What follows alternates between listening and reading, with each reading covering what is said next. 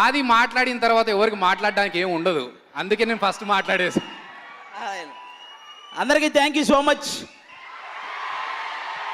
ముందుగా మన global star Ram Charan గారికి అందరూ ఒకసారి హ్యాపీ బర్త్డే చెప్పండి మీరందరూ.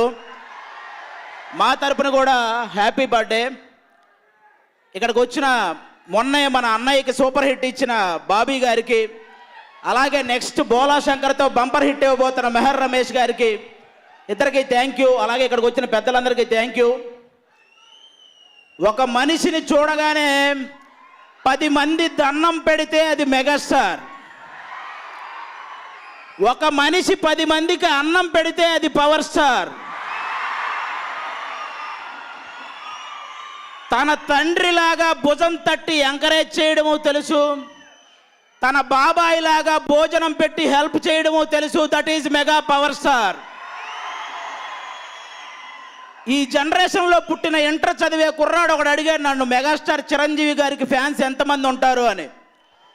ఒక్కసారి 70s 80sలో పుట్టిన వాళ్ళని అడుగు, తెలుగు సినిమా అభిమానుల చేతులు చెక్ చేసుకుంటూ వెళ్తే ప్రతి 10 మందిలో ఒకటి చేతి మీద ఆయన పేరు, ఆయన బొమ్మ పచ్చబొట్టు వేసుకొని ఉంటాడు.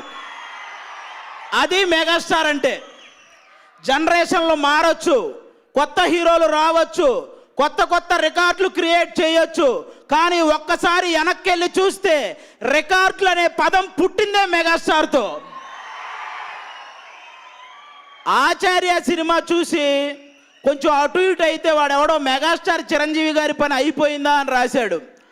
వాల్తేరు వేరైతే వాడి గోప పగలగొట్టి రికార్డులు కొల్లగొట్టి ఒక్కసారి నంబర్ 1 అయితే ఆల్వేస్ నంబర్ 1 రా అని ప్రూవ్ చేసిన స్టార్ మెగాస్టార్. చేతికి రాత నోటికి మాట వచ్చిన ప్రతి ఒక్కడు చిరంజీవి గారిని విమర్శించేవాడే. మీ విమర్శలకి చిరంజీవి గారి చిటికన వేలి మీద ఉన్న వెంట్రుకు కూడా కదలదు, నేను చెప్తున్నాను. చిరంజీవి గారు అంటే అంత ఈజీ కదా, ఆయన గురించి ప్రతి ఒక్కడు ఏదో ఒకటి మాట్లాడేస్తూ ఉంటారు. ఆయన గొప్పతనం, ఆయన రీసెంట్గా పొన్నాంబలం అనే ఒక విలన్ మీ అందరికీ తెలుసు. ఆయన చావు బతుకుల మధ్యలో ఉంటే 40 లక్షలు హెల్ప్ చేసి ఆయన చావకుండా బతికేలా ఉన్నాడంటే దట్ ఈజ్ మెగాస్టార్. అలా ఎంతో మందికి సహాయం చేసిన గుణం మెగాస్టార్ది. ఇక మా అన్నయ్య మా పవన్ కళ్యాణ్ గారు,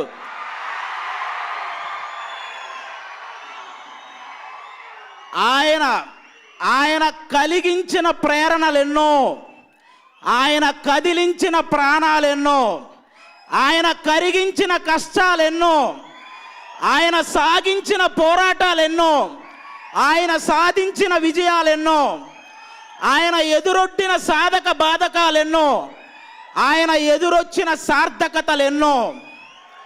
ఈయన జనాభా లెక్కల్లో ఒక్కడు కాదు, లెక్కలేనంత జనాభాకి ఒకే ఒక్కడు.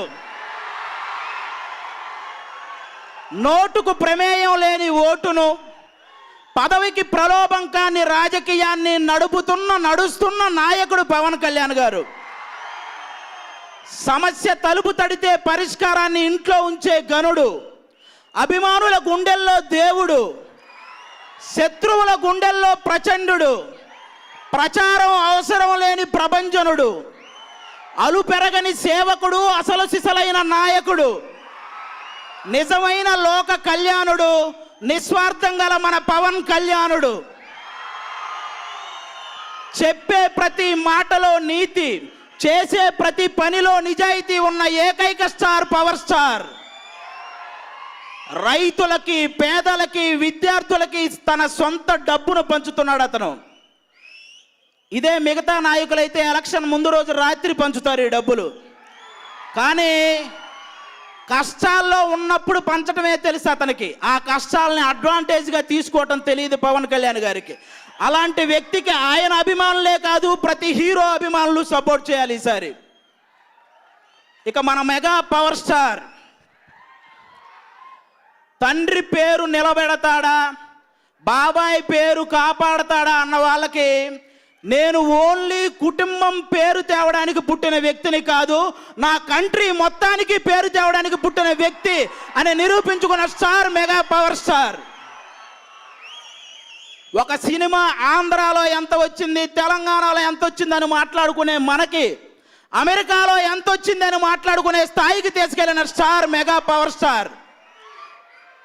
ఆర్ఆర్ఆర్ సినిమాలో 1000 మంది మధ్యలో పడేస్తే వాళ్ళని నెట్టుకుంటూ కొట్టుకుంటూ వచ్చి ఎలాగైతే నిలబడ్డాడో, ఈ ఇండస్ట్రీలో ఎంతమంది మధ్యలో పడేసినా నెట్టుకుంటూ వచ్చి నంబర్ 1గా నిలబడగల సత్తా ఉన్న స్టార్ మెగా పవర్ స్టార్.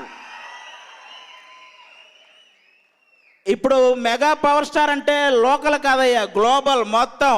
నేను లాస్ట్ టైమే చెప్పా, ఈసారి మనం ఆంధ్ర తెలంగాణలో ఆయన బర్త్డే వేడుకలు చేస్తున్నాం, ఇక నుంచి ప్రపంచం మొత్తం ఆయన బర్త్డే వేడుకలు చేస్తారని లాస్ట్ టైం చెప్పాను. ఈసారి జరిగింది. థ్యాంక్ యూ సో మచ్ అందరికీ. Thank you so much. Thank you ఆది గారు, థ్యాంక్ యూ.